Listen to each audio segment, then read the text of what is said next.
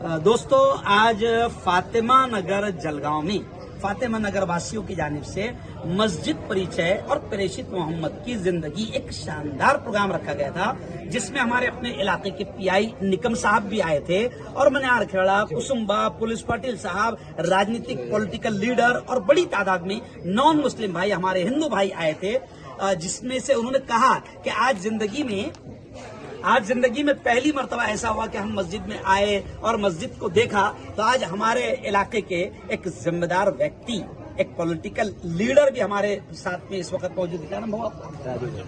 राजू पाटिल साहब मौजूद है।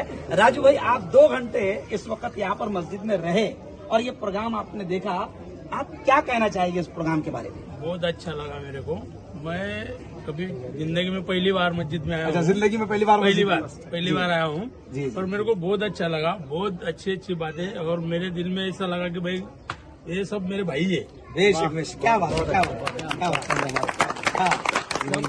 सब भाई है मेरे, वो मेरे को अब सब मेरे भाई बहन लग रहे। अपनाइयत का एहसास हुआ, अपनेपन का एहसास हुआ। हाँ, बहुत अच्छा लगा मेरे। आपको वजू खाना भी हमने दिखाया, किस तरीके से पाक होते हैं, फिर नमाज को जाते हैं। बहुत बढ़िया है ना, और सारे यानी धार्मिक बातें भी सामने आई, बहुत अच्छा लगा। भाऊ, आपका नाम क्या है? ये हमारे मनियार खेड़े के सरपंच है। अपने मनियार खेड़े के सरपंच है नामदेव साहब। आप आज पहली बार मस्जिद में आए, कैसा लगा आपको? बहुत अच्छा लगा। बहुत अच्छा लगा। क्या मालूमात मिली आपको? ऐसा ये कुल तो पूरा मालूम हुआ कि आप सब एक है, हम सब एक है, एक माँ बाप की औलाद है, और अच्छा ही मिला। तो ये यानी एक इन्होंने अपनी प्रतिक्रिया, अपनी बात शॉर्ट में रखी। जाहिर बात है कि एक बोलने में आदमी विचकता है, लेकिन आज के प्रोग्राम में जितने नॉन मुस्लिम भाई आए थे, हिंदू भाई आए थे, पीआई साहब आए थे, सबका यही कहना है कि ऐसे प्रोग्राम्स, ऐसी चीजें होती रहनी चाहिए, क्योंकि देश में जब ये चीजें होती रहेगी, हम एक दूसरे से मिलते रहेंगे, एक दूसरे को जानेंगे, तो गलत फहमियां जो होती है, जिसका शैतान फायदा उठाना चाहता है, वो दूर होगी। तो मनियार खेड़ा, कुसुम्बा के तमाम लोग यहाँ मौजूद थे। फातिमा नगर वासियों को सबके नाम तो हम नहीं जानते हैं, जिन लोगों ने भी इस शानदार कार्यक्रम को सजाया था, जनाब सोहेब अमीर साहब और हम तमाम का शुक्रिया अदा करते हैं। उसने भी परवरदिगार ये कहा है, तमाम इंसानों डरो तुम्हारे उस परवरदिगार से, उस मालिक से जिसने तुम सबको एक जान से पैदा फरमाया। सोहेब अमीर साहब ने कहा ना कि हम सब एक माँ बाप की औलाद है, हम सब एक माँ बाप की औलाद है, और परवरदिगार कह रहा है कि डरो उस रब से जिसने तुम सबको एक जान से पैदा फरमाया है। आज आप आए, सोहेब साहब ने एक और बात कही कि हमारा जुर्म है, सोहेब साहब हमारी भी गलती है कि कुरान, मैं मुसलमानों को भी कहता हूं, अभी ईदगाह में मैंने कहा था मुसलमानों से कि मुसलमानों, कुरान तुम्हारे बाप की जागीर नहीं है। थोड़ा सा कभी कभी मुसलमानों को कड़ू लगता, कुरान तुम्हारे बाप की जागीर नहीं है। कुरान के उतारने वाले ने यह कहा कि हुदल लिन्नास, मैं ये कुरान को सबके तमाम इंसानों के लिए उतार रहा हूं। जो इसको पढ़ेगा वो जानेगा सही क्या है, गलत क्या है, जायज क्या है, नाजायज क्या है, हराम क्या है, हलाल क्या है, अच्छा रास्ता कौन सा है, बुरा रास्ता कौन सा है। जो इसको पढ़ेगा वो जानेगा कि जन्नत में कौन सा रास्ता ले जाता है और नर्क में कौन सा रास्ता ले जाता है। तो कुरान तो सबके लिए। हमारा भी कसूर है सोहेब साहब कि हमने चोरी की कुरान आप तक पहुंचानी, हमारी भी गलती है। ये मस्जिद आज आप सही बताना, मुझे बड़ा प्यारा लग रहा है। वो क्या नाम है आपका? राजू पाटिल साहब। आप, मेरा ख्याल ये पहला प्रोग्राम होगा जो आप मस्जिद में हैं। आप मुझे लेकर चलिए जहां आपको लेकर चलना है, मैं भी आने को तैयार हूं। जब तक हम एक दूसरे से मिलेंगे नहीं, बात नहीं करेंगे, हम धर्म को नहीं समझेंगे। और अभी सर ने बहुत प्यारी बात कही धर्म के एतबार से। मैंने अभी आज से 1.5 महीना पहले जब सुप्रिया सुले वहां आई थी, अमननेर में ये लोकसभा का माहौल बना हुआ था, तो वहां पर महिला मंडल, अमननेर महिला मंडल और पुलिस दल ने एक प्रोग्राम रखी थी सर, सर्वधर्म परिषद अमननेर में, ये 1.5 महीना पहले सर्वधर्म परिषद।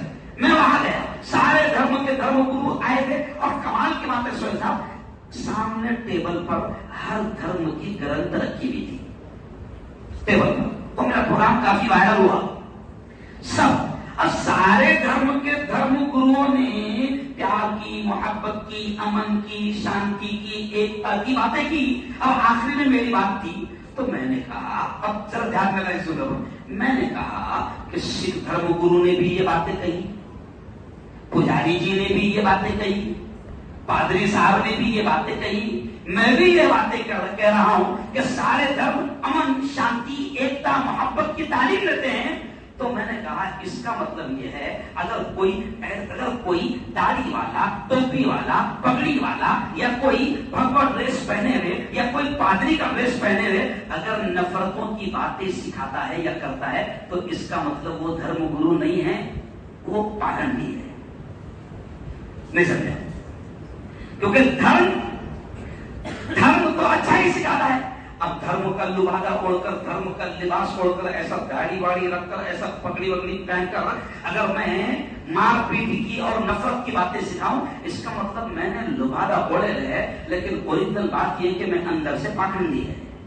मैं धर्म गुरु नहीं हो सकता, क्योंकि धर्म जब नफरत नहीं सिखाता तो धर्म गुरु नफरत की बात, अरे बोलो ना, कर नहीं सकता। लेकिन प्रॉब्लम क्या है ना, आजकल पॉलिटिक्स इतनी मजबूत हो गई है कि वो हमको भी मैनेज कर लिया। नहीं समझे? पॉलिटिक्स क्या हो गई है कि वो हमको भी मैनेज कर ले रही और हम भी धर्म छोड़कर उल्टी सीधी बात कर रहे। कसम अल्लाह की खाकर कहता हूं कि ये जो आज प्रोग्राम बना है, आपने कहा ना सब फातिमा, तो आपने वो फातिमा का जिक्र किया जो हमारी पहली टीचर थी, लेकिन वो फातिमा भी, उसका नाम भी फातिमा, जो पहली टीचर थी। लेकिन अब ये जो फातिमा नगर है, ये उस फातिमा के नाम पर है जो प्रेषित मोहम्मद की लाडली चहेती बेटी थी। वो फातिमा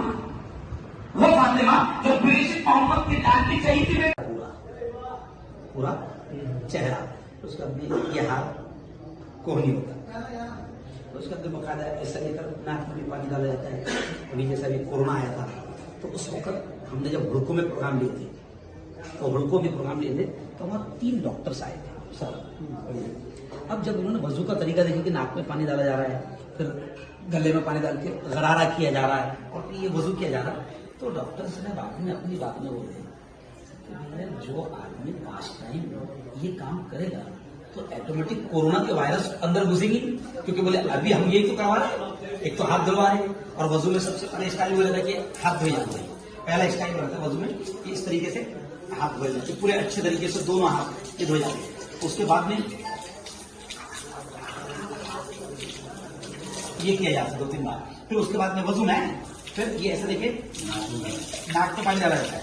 तो अब डॉक्टर्स ने कहा कि अगर आप 5 मरतबा, ये तो अभी कोरोना आया तो अपने समझ में आ रहा, 5 मरतबा अगर आप ऐसे हाथ धुलवा रहे हैं, नाक में पानी धुलवा रहे हैं, गरारा करवा रहे हैं हाथ में, तो ये जो वायरस आज जिसको हम समझ रहे हैं, हम तो यही तो करवा रहे हैं कि हाथ धोते रहो, वरना जिंदगी से हाथ धो बैठे।